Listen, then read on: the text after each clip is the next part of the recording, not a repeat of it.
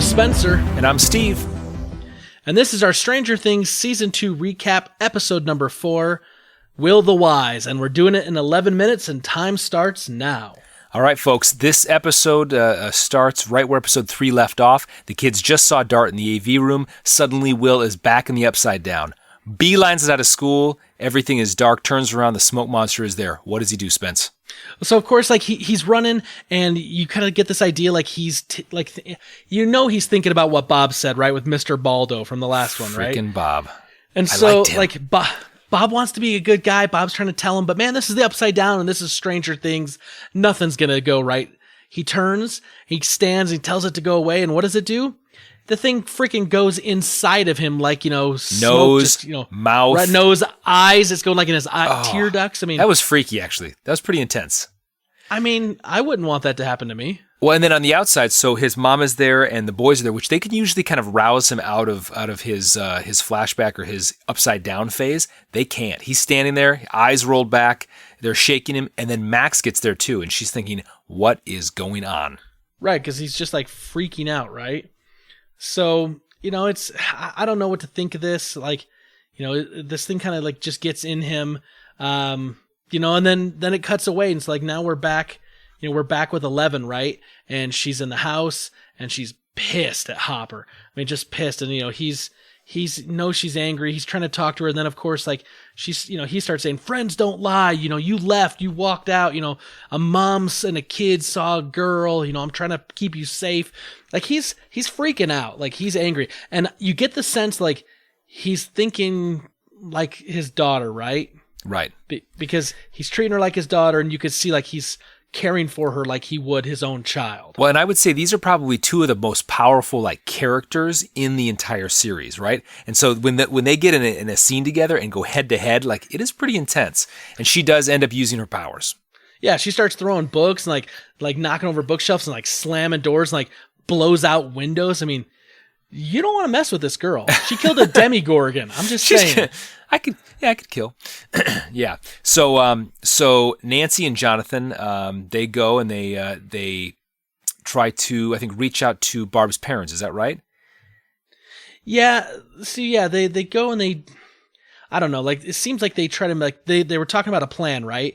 And so like they're sitting at a park, and I think they're waiting for Barb's mom. Like that was the impression I think I got, right? Exactly. We get the sense that they've reached out to her somehow, and they're trying to meet her in an undisclosed location. Right. They're trying to meet her in some park, but obviously like you get the sense like Barb's mom isn't coming around. Like it's been a while, because you can see like they're looking nervous. They're kind of starting to squirm, and then you start to see people, like random people that don't look friendly. We'll say there's like I mean the guy walking with the briefcase doesn't look like he fits in a park anywhere. Right, exactly. So they all start to, kind of close in, and I think Nancy and Jonathan, they get up and start moving swiftly to the car, but the car does not start. Yeah, do you think that was intentional? Well, that is a piece of crap car. Right, I was like, it doesn't look, high quality.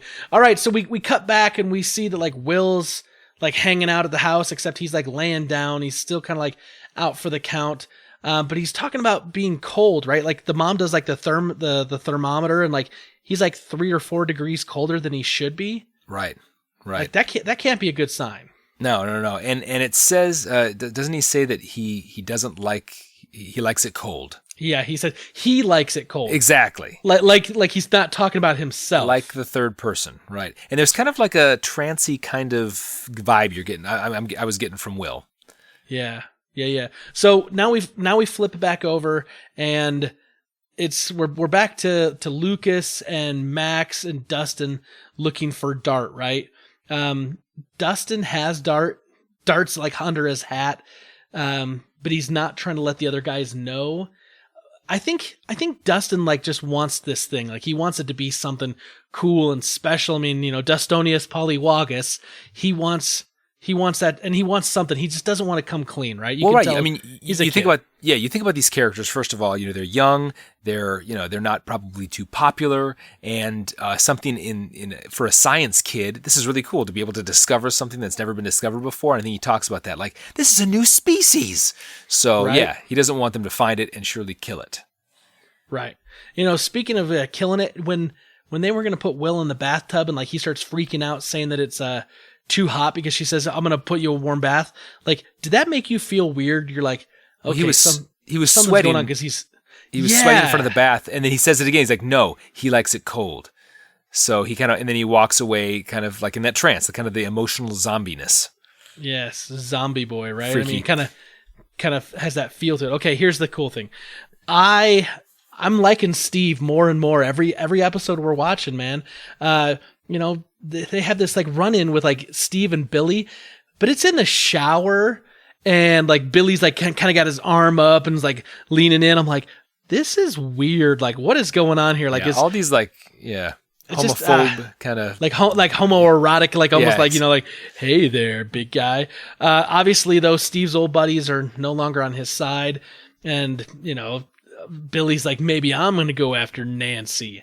I mean, come on. Dude, Billy is just not good news. He's a creep. He's a creep.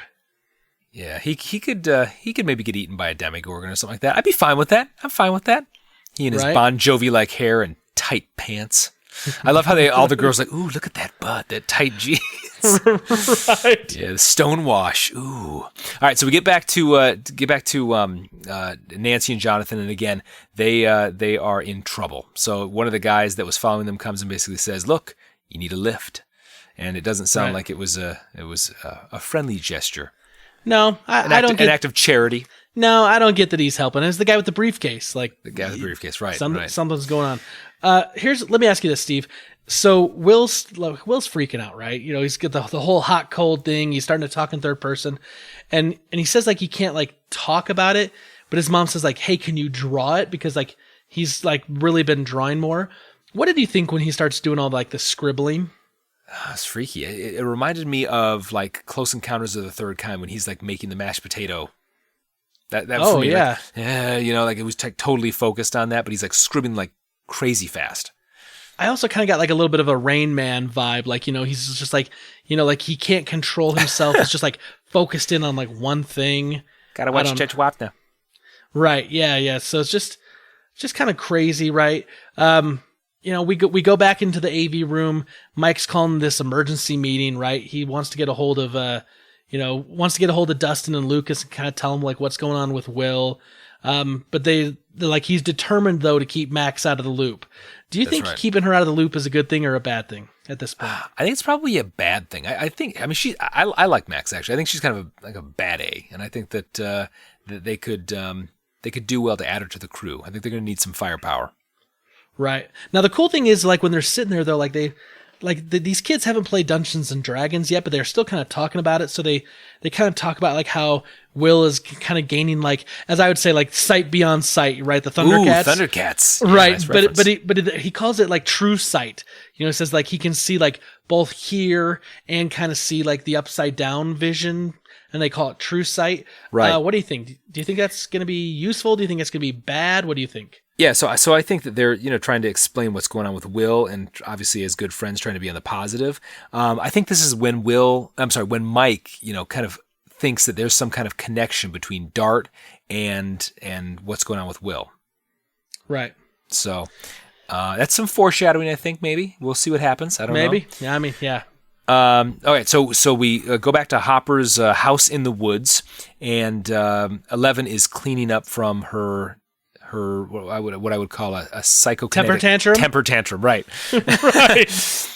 Blowing out windows, pushing over things, and she finds a box in the floor crawl space that she cannot resist looking at, and one's labeled Dad, another one's labeled like Vietnam, so we obviously know Hopper was in the war, and then one has something from Hawkins' lab that she starts to look into, and it starts to have, I think there's some like dossiers or some files, something like that, about like her mom and kind of what happened. Right.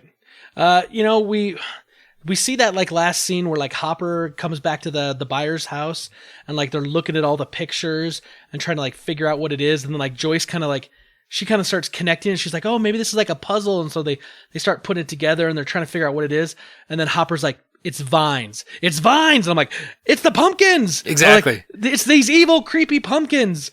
And so like they go racing off to go see what's, going on for the creepy pumpkins. I don't know. What do you think? Creepy evil pumpkins or not? Absolutely. And pumpkins are always kind of creepy. When they get all decrepit and stuff, that is freaky stuff, man. Freaky stuff. Did you feel though that this was kind of akin to what happened in season 1 when she had the lights everywhere and she drew everything all over?